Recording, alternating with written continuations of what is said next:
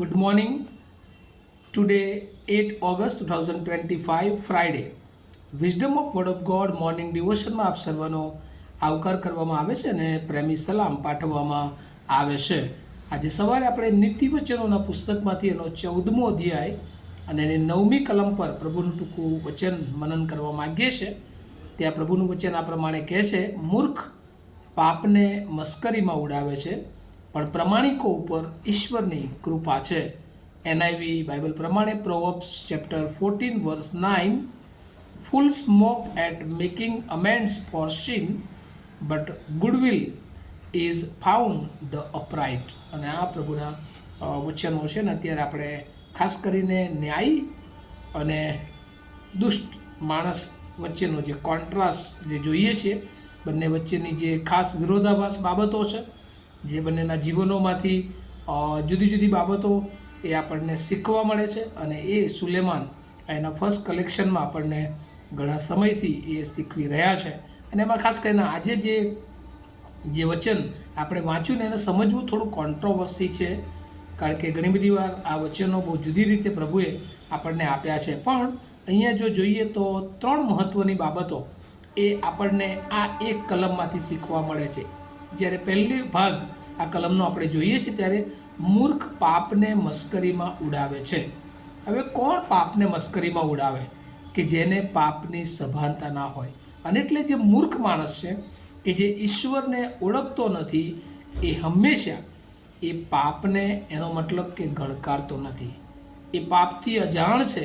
એ પાપ શું છે એ જાણતો નથી, અને એટલા માટે પોતાના જીવનમાં રહેલા પાપોને એ ઓળખી શકતો નથી. ને પહેલી બાબત મૂર્ખ માણસની જે અહીંયા નજરે પડે છે એ કે મૂર્ખ પાપને ગણકારતો નથી. અને આજે આ પૃથ્વી પર ઘણા બધા માણસો એવા છે કે જેઓને પાપ શું એ ખબર નથી. પાપ કરે છે પણ તેઓ એ વિશે અજાણ છે કે તેઓ જે કરે છે એ ખોટું કરે છે. કેમ? કારણ કે મૂર્ખ હંમેશા એ જે પ્રમાણિક માણસ, જે જ્ઞાની માણસ છે, એ કઈ રીતે પોતાના સત્યના માર્ગથી દૂર જાય એવા પ્રયત્નો એ કરતો હોય છે.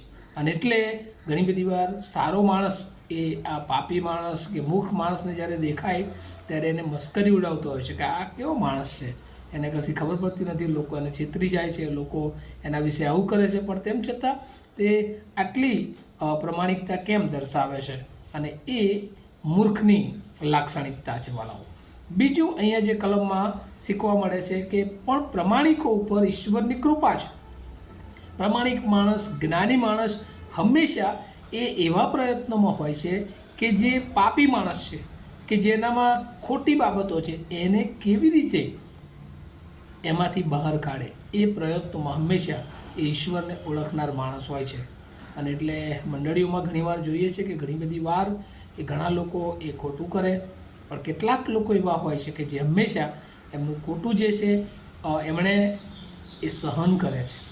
કેટલા માટે સહન કરે છે? કે તેઓ નબળા છે, કે તેઓ એમનાથી બીવે છે એવું નથી, પણ એ લોકો એવું ચાહે છે કે એ સહન કરવા દ્વારા, એમના એ રિસ્પોન્સ દ્વારા, એ પ્રત્યુત્તર દ્વારા એ એમના જીવનને એક નમૂનો આપવા માગે છે, એમને સુધારવા માગે છે. જ્યારે એ મૂર્ખ માણસ હંમેશા કેવી રીતે બીજાને પાડી નાખવો, બીજાને નુકસાન કરવું, બીજાના વિશે પ્રપંચ કરવું, એવી બાબતો તરફ વિચારે છે. પણ જે ઈશ્વરને ઓળખનાર માણસ છે એ હંમેશા બીજાઓને મદદ કરવાની ભાવના એ રાખે છે. અને એટલે ખાસ મૂર્ખને હંમેશા એવી લાગતું હોય છે કે એ જે ખોટું કરે છે, એ જે પાપ કરે છે, એ હંમેશા પોતાના જીવનને વૃદ્ધિ આપનાર પરિબળ તરીકે જોવે છે.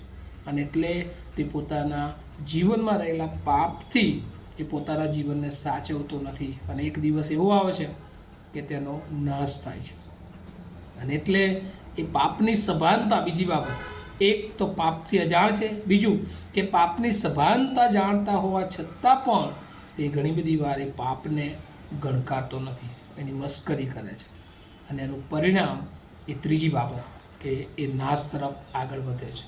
જ્યારે પ્રમાણિક માણસ એ સહન કરે છે, પ્રમાણિક માણસ એ હંમેશા ઈશ્વરના માર્ગો તરફ પોતાના જીવનને આગળ વધારે છે. મુશ્કેલીઓ, પ્રશ્નો એ જ્ઞાનીના જીવનમાં આવે છે, પણ તે બધી મુશ્કેલીઓમાંથી પાર ઉતરતા જોવા મળે છે. અને એક દિવસ ઈશ્વર એમને પોતાના વિશ્વાસુ ચાકરો પોતાના રાજ્યમાં પ્રવેશને માટે એમને તૈયાર કરે છે. નાશમાંથી તેઓ બચી જતા એ આપણે જોઈ શકીએ છીએ. અને એટલે આ દિવસોમાં આપણી ખાસ એ તૈયારી હોવી જોઈએ કે ઘણા બધા લોકો એવા છે કે રોજે રોજ પાપમાં જ રચ્યા પચ્યા હોય છે. આ પૃથ્વી પર હજુ ઘણા બધા લોકો એવા છે કે જેઓ ઈસુ ખ્રિસ્તને ઓળખતા નથી. એવા લોકોને માટે આપણું જીવન, આપણી વાણી, આપણા વિચારો, આપણું વર્તન એ હંમેશા એ પ્રભુ ઈસુની પાસે લાવવા માટે પ્રયત્ન કરવો જોઈએ. ખાસ કરીને જુવાન માણસો આ દિવસોમાં જે જુદા જુદા માર્ગોએ વળી ગયા છે એમને આપણે તૈયાર કરવાના છે, એમને આપણે બચાવવાના છે. અને એ માર્ગ જે પ્રભુએ આપણને બચાવવાનો સોંપ્યો છે, આપણે પોતે તો બચી જઈએ પણ આપણા જીવન દ્વારા ઘણા બધા લોકોને આપણે બચાવવાનો પ્રયત્ન કરીએ, આપણે કાઉન્સેલિંગ કરીએ, આપણે સુવાર્તા કરીએ. કારણ કે ગમે તેવી મુશ્કેલ પરિસ્થિતિઓ આવે પણ આપણે આપણા જીવનને એમાંથી બચાવવાનું છે. આજે બીજા ઘણા બધા રાજ્યોમાં સતાવણી ચાલી રહી છે, બાળકોને જેલમાં નાખી દેવામાં આવે છે, મિશનરીઓને મુશ્કેલીઓ છે, પણ તેમ છતાં તેઓનો વિશ્વાસ એ પ્રભુ દ્રઢ રાખે છે.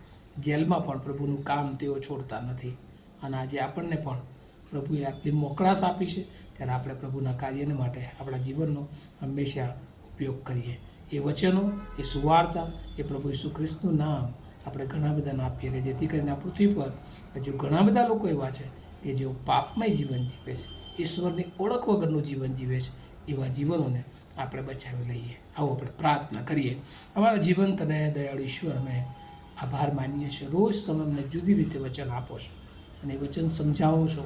પવિત્ર આત્મા દેવ, અમે આભાર માનીએ છીએ.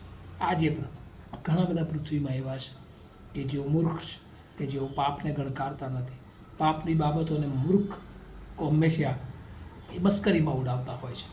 પણ તમે અમને શીખ્યું છે કે જે પ્રમાણિક છે, જે દેવની બીક અને ભયમાં છે, જે જ્ઞાની છે, એ લોકો પર હંમેશા તમારી કૃપા હોય છે.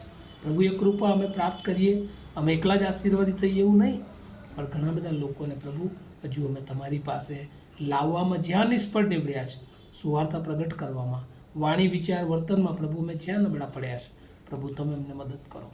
અને ઘણા બધા લોકો આ પૃથ્વી પર એ પ્રભુ અમારા એ ખાસ કાર્યો દ્વારા પ્રભુ તમારી પાસે આવે, તેઓ બચી જાય અને પ્રભુ અનંતકાળિક રીતે તેઓ તમારામાં વૃદ્ધિ પામે એવી પ્રાર્થના ઈસુ પ્રભુના નામમાં સાંભળો અને તેનો સ્વીકાર કરો. Amen. Have a nice day to all of you. Thank you.